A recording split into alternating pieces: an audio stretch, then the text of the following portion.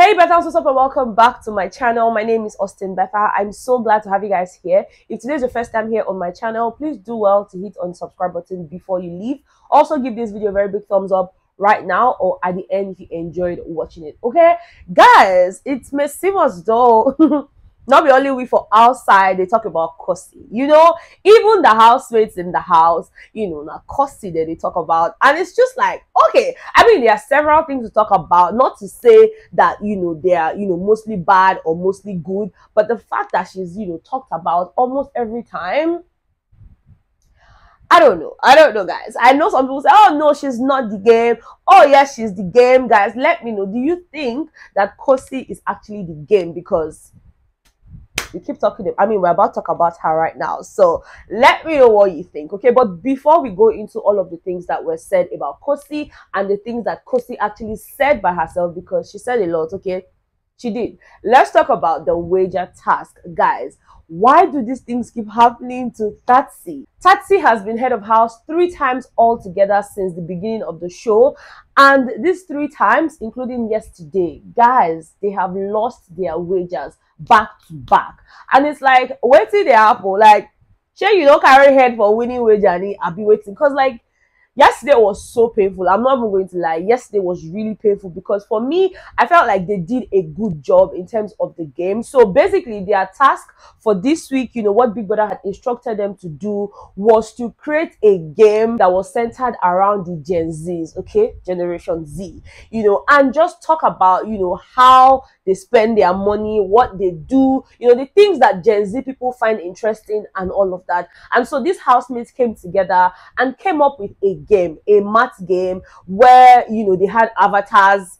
I don't know how to explain it, but like it was more like the Monopoly game where, you know, there were things outlined on the mat and all of that. And so they had avatars like, you know, Justin, they had Tatsi, they had Ebubu and Yvonne. So they were literally just, you know, shaking on the mat. I feel like they did a good job. I might not be able to explain the game in its entirety because if you did not watch it, then I don't know if you probably understand it, yeah? So basically, some of the things that the housemates, you know, outlined, you know, in terms of what the Generation Z like doing with their money and their time, you know, they mentioned that they like to spend it on alcohol, you know, spend their time doing fashion, you know, fashion influencing, and also investing in things like Bamboo, because of course, Bamboo is like one of the sponsors for the show and all of that. Guys, I feel like they did a good job in terms of, you know, bringing the game to life. They had their own money for the game. They had their own rule book. They came up with a lot of things. You know, this movie, is it something Jungle Book? I don't know if it's Jungle Book, where, you know, you disappear into the game and then when you play the game, you now go back to your real life. I can't remember the title of that movie now, but then that game was so deadly that, you know, once they got into it, it felt like their real life. And that's actually what these housemates were trying to portray, which again, I think they did well. But then for Big Brother, he felt like they did not particularly do justice to the things, you know, the Gen Zs can do. You know, for Big Brother, it felt like they were boxing the Gen Zs in, you know, a very small cubicle, you know, saying they can only do this and this and this. Whereas Big Brother feels like the Gen Zs are very creative when it comes to their minds and the way they think. You know, they can go into banking, they can do serious things and still live their lives. So for Big Brother, it's like you guys just watered down what Gen Zs can do. You guys literally looked down on the Gen Zs and downplayed all the things that they can do and all of that. So for Big Brother, that was the reason they lost their wager. But then, of course, he commended some housemates, you know, in terms of their ability to bring the game to life and all of that. And guys, Tatsi was not having it. Tatsi was really sad. I mean, this is one thing she was actually complaining about to Big Brother in the diary room, even before all of that, you know, because it felt like this has happened twice and I'm scared that it might happen the 3rd time. I don't want it to happen, you know, but sadly it happened. And it's even more sad because this is their last wager for this season, you know, and they have ended it on such a sad note. But then again, nothing spoiled, because even if, say, they don't win wager and all of that, there's still food in the house. Besides, they have just 1 week to go, so nothing spoiled. Okay, again, Big Brother gives them their pool parties afterwards, regardless of whether they pass or not. So you know, they almost moved away from that really quickly. But now let's talk about some of the conversations that happened in the house, right? So there was this conversation between Yvonne and Ebubu, guys. This conversation lasted for a long period of time, and it was basically both of them, you know, talking about Yemi and Khosi and their relationships and all of that. And whilst Ebubu felt like, you know, at some point that their relationship felt forced, you know, okay, we're here now, let's just go on with it, blah blah blah. Yvonne, on the other hand, felt like, look, at the end of the day, all these things that's happening, I strongly believe, well, Yvonne strongly believes that Khosi and Thabang are really drawn to each other, but that the only reason Khosi is holding back is, you know, maybe because of the guilt she's feeling. Oh, what my people say, what are people saying outside, how do they perceive me, and all of that. So it's almost like that's the only reason why she's holding back. If not, she would have gone like heads on with, you know, Thabang and all of that. But then she also went on to mention that, look, at the end of the day, if it was Khosi that left the house, Yemi would have done the same thing with Blue Ava, because even though, you know, what's his name now, GCJ had spoken to him, okay, you need to be focused, you need to do this, you need to be intentional about what you want, blah, blah, blah, blah, blah. Even though it seemed like Yemi had changed, there were still times where she caught Yemi and Blue Ava cutting eyes and doing all of that stuff. So it did not particularly mean that Yemi had ended whatever it was he had with, you know, Blue Ava at the time. It just meant that, you know, he tried to respect Khosi more and all of that. So for her, they are not married, so Khosi can go ahead and do whatever she wants to do, because in her opinion, Yemi would have done the same. Guys, let me know, do you agree with Yvonne? Do you think that if Yemi were still to be in the house and Khosi had been evicted, you know, do you think that, you know, Yemi would have gone ahead with Blue Ava? Personally, I feel like there would have been a chance of that happening. I don't know to what extent they would go and all of that, but I just know that the only person Yemi would then feel comfortable talking to and just finding solace in her arms would definitely be Blue, because he will not now start trying to build a new friendship and all of that. But I don't know to what extent he would have gone with Blue Ava. Let me know what your thoughts are in the comment section about this, okay? Now, as soon as they were done talking about Khosi and Yemi, they started talking about Miracle and Yemi. And for Yvonne, she felt like, you know what, Miracle wants to be Yemi. Like, everything Miracle wants, Yemi already had it, and so for him, it was a problem. According to her, it wasn't just a fight over Khosi and all of that stuff, blah blah blah. In her words, it was more of an ego clash. You know, it's like, you know what, I want to do this thing, you cannot do it more, you know, something like that. So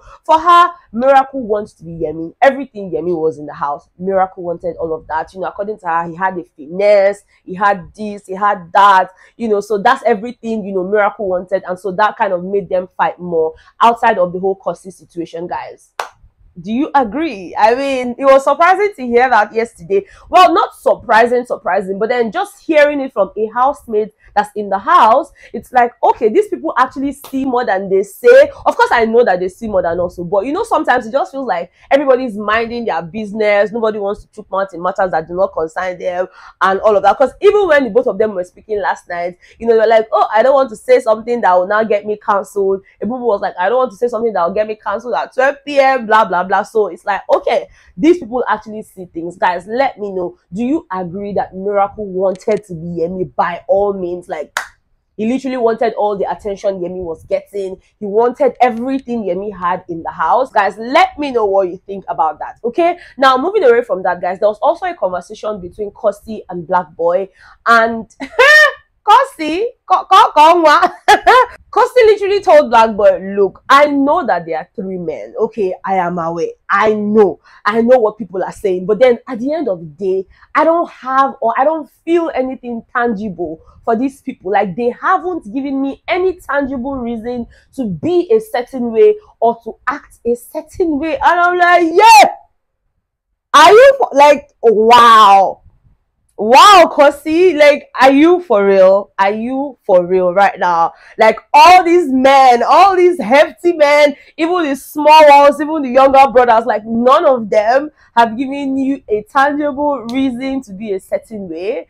Wow. And even when she asked Black Boy, like, Black Boy, what do you think? Like, tell me, what's your honest opinion? Black Boy was like, in my opinion, I feel like you're doing the same thing that you wouldn't want Yemi to do to you, you know? And she was like, wow. You know, she didn't see that one coming. And Black Boy was like, well, you asked for my honest opinion. These things you're doing, you know, with her bang and all of that, these are things that you would have frowned at if Yemi had done them to you. So it's almost like you're trying to pay him back and all of that. Guys, she literally did not have anything to say. Like, she did not have anything to say. And for me, it's like, at the end of the day, there are just some things that you should not do. But then I know people would also say, well, it was Yemi that caused all of these things. It was Yemi that started it, so let him deal with it. Guys, I don't know at this point. Like, it's a game, okay? Whatever happens in the house happens in the house. You know, once they come out, I try to follow up to see if there's something similar with, you know, how they behaved in the house. And if not,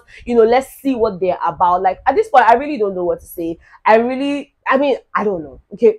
I don't know, guys. Let me know what you think. Do you think Black Boy was right? Do you think that's what Khosi is doing? Or do you think that she's just drawn to Tabang? Do you think that she started moving towards Tabang simply because Yemi was moving towards Blue? Or do you think that she would have still moved on to Tabang regardless of whether Yemi and Blue had any, you know, Mary in the house? Okay, let me know what your thoughts are in the comment section. Okay, of course, Khosi also went on ahead to mention that if she were to be outside, one housemate she'd be rooting for would definitely be Yvonne, because for her, she loves the way Yvonne handles situations. You know, she loves the way the girl behaves. And guys, I agree with her. You know, Yvonne has shown us that there's class, you know. There's something called class. You know, there's something called life after the show. And this girl has been able to just comport herself throughout the show. I mean, I love the way she carried herself. Guys, if there's anybody I have to commend in that house, it would definitely be Yvonne. This is not to say that she's perfect. This is not to say that she hasn't made mistakes in the house. But she has been able to remain consistent in the way she just carries herself. Even when she was, you know, bottom 3 and all of that, she still carried herself with class and grace. And for me, that's something I love and really admire about her. So yes, I would definitely agree with Khosi on that one. Okay, let me know, do you feel the same way about Yvonne, or you're just like, she's just lucky, you know, she's just let me know what your thoughts are about Yvonne in the comment section. Okay, anyways guys, that's all the gist I have for you guys on this particular video. Let me know what your thoughts are. I love you guys so much. If you haven't subscribed to my channel, please do all to hit on the subscribe button now. Turn on the bell notification just so you get notified every single time I post a new video. And I know that there are still people in the comment that will tell me, oh, Betha, you're talking too much. We did not subscribe for you to be talking. We subscribe for you to be showing us things. Hello, go and subscribe to your DSTV, okay, so that you can be seeing things, because I don't know how else I want to explain to you guys that I cannot insert clips anymore. Like the one I did yesterday, you people were like, Betha, don't. So I'm not doing that. Okay, thank you guys so much for understanding this with me. Thank you so much for just, you know, going through this whole thing with us, because it's not been easy just talking and not showing clips. That's not my style. But then if I have to do that to maintain my channel, then of course I would, you know. So if you're not comfortable with that and you feel like it's okay to tell me, oh, but then there are other creators that are inserting clips, why can't you? You can stick with those creators, okay? Like, it's not that deep, you know. Just watch it there. Don't come here and watch and still be complaining. But then if you still watch and complain, please do, because it's still adding views to my, you know, watch hours and all of that. So I still appreciate you regardless. Okay, thank you guys so much for all your love. I do not take it for granted, and I will definitely see you guys on the next one. Bye guys.